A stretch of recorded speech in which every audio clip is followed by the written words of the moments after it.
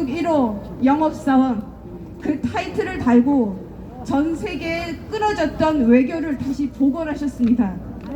그리고 그 외교를 복원하면서 대한민국에서 그 영업사원이란 타이틀을 들고 보셨죠. 대기업 총수들이 다 함께 했던 건 윤석열 대통령님이 그들과 함께 대한민국을 살리기 위해서였습니다. 기업이 살아야 대한민국이 삽니다. 그런데 지금 이재명을 비롯한 반역자들이 하는 행태를 보십시오. 그들의 당사에는 김대중, 노무현, 문재인의 사진만 걸려 있습니다. 그것은 이미 내란의 시작입니다. 여러분 아시다시피 대한민국이 자유 대한민국이 될 수 있었던 건 이승만 대통령님이 계셨기 때문입니다. 한미동맹 또한 이승만 대통령님께서 이루신 겁니다.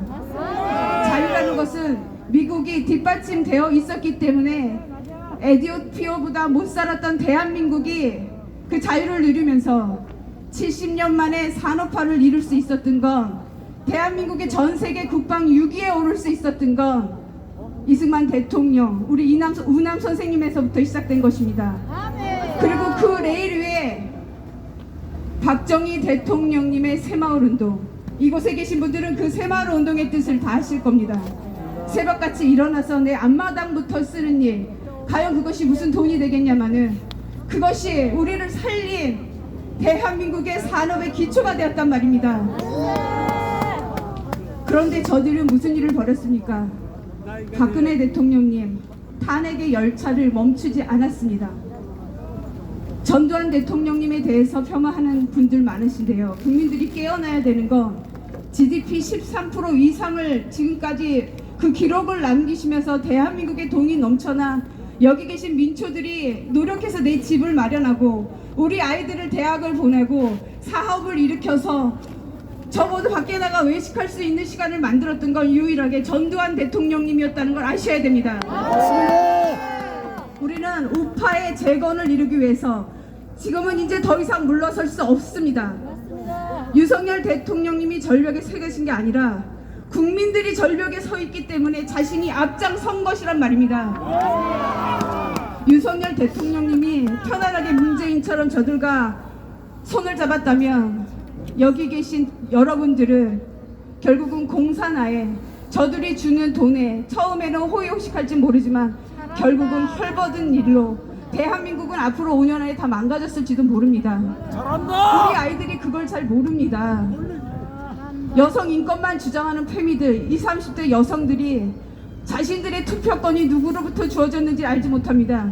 그것은 서양 나라들이 여성의 인권을 찾기 위해 수십 년 동안 싸우면서 얻었던 한 표가 이승만 대통령님께서는 우리에게 주어지셨단 말입니다. 싸우지도 않고도 얻다 보니 그것이 거저인 줄 압니다. 윤석열 대통령님께서 말씀하셨습니다. 국민들에게 믿어달라고. 이제는 우리가 윤석열 대통령님께 외쳐야 됩니다. 윤석열 대통령님, 우리가 비록 오늘 하루 사는 게 힘들고 밟히면 밟히는 대로 늘 그렇게 잡초 같은 삶을 살지만 윤석열 대통령님이 국민을 지키기로 마음먹은 이상 우리 잡초들이 일어나서 대통령님을 지킬 겁니다. 잡초들은 저들이 자신의 연봉을 1억 6천을 올려놓고 우원식 국회의원장의 커피값을 500만원을 주어줘도 우리가 그 돈은 받지 않습니다. 우리는 윤석열 대통령님을 지킬 겁니다.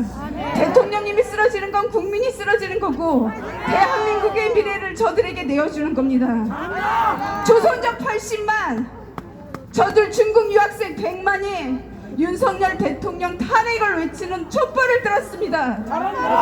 어찌 우리가 이 땅에서 우리 대통령님을 저 외군들에게 내줄 수 있습니까? 윤석열 대통령님을 지키기 위해서 민초들이 나설 겁니다. 국민들이 쓰러지지 않는단 말입니다.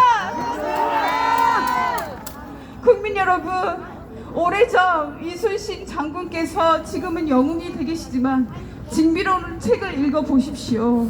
그 당시에 전쟁에 승리하고 왔더니 중국 4대주의자들이 이순신이 나라를 먹을 거라면서 감옥에 가뒀단 말입니다.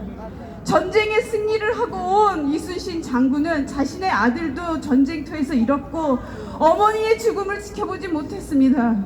얼마나 고통스러운 시간을 보냈는지 모르지만 사대주의자들이, 중국을 섬기는 자들이 그렇게 감옥에 보낸 이순신 장군을 다시 풀어달라고 외친 건 민초들이었단 말입니다. 저는요 크리스천입니다. 솔직히 말씀드리면 저 또한 회개의 대상입니다. 정강훈 목사님이 하신 여러 말씀들 때문에 강화문 집회에 한 번도 나가보질 못했습니다. 그런데 성경 말씀을 읽으면서 제가 얼마나 큰지 깨달은 거, 예수 그리스도께서 세례 요한한테 세례를 받고 그 성령의 음성을 들은 세례 요한조차도 그가 감옥에 gat으니까 예수 그리스도가 진짜 그리스도가 맞냐고 물어봅니다. 그게 인간입니다. 그런데 예수 그리스도께서 사도 요한에게 이런 말씀을 합니다. 내가 그리스도라고 말하지 않습니다. 내가 한 일을 그에게 고하라. 눈먼 자가 눈을 뜨고 말 못하는 자가 말을 하며 안진뱅이가 일어나고 병고침이 일어나는 그 이적을 그에게 고하라고 한 것은 정강훈 목사님께서 설사 말실수를 하였더라도 그분의 애국 사랑, 강화문의 투쟁을 여러분들이 보셔야 됩니다. 교회가 문을 닫고 정강훈 목사님의 말 한마디 때문에 강화문에 나오는 것을 청년들을 막는다면 그 또한 교회가 회개를 해야 되는 겁니다. 로마서 말씀에 의하면 악을 선으로 이기라 하였습니다. 그러니 우리가 회개하고 저 철없는 아이들이 촛불을 드는 것을 용서하여 주시옵소서. 우리가 이곳에서 싸우는 거, 강화문에 나온 민초들이 싸우는 거, 그 아이들의 미래를 위해서라는 걸 꼭 깨닫게 될 겁니다. 서울대 몇몇 교수들이 아십니까? 시국선언을 했습니다. 대통령 물러가라는 시국선언을. 그런데 서울대 학생들이 그것을 반박하는 공고문을 걸었습니다. 학생들은 다 압니다. 대한민국에 지금 지식인들이 침묵하고 있지만 결국은 그들이 일어날 거고 민족 고대가 일어날 겁니다. 성균관대 학생들이 쓴 글을 보셨습니까? 학생들이 더 이상 참지 않을 겁니다. 나라를 지키기 위해 여기 계신 분들은 틀딱으로 매도했던 사람들과 같이 함께하는 것이 아니라 우리랑 함께할 것입니다. 10월 27일 연합예배가 있었습니다.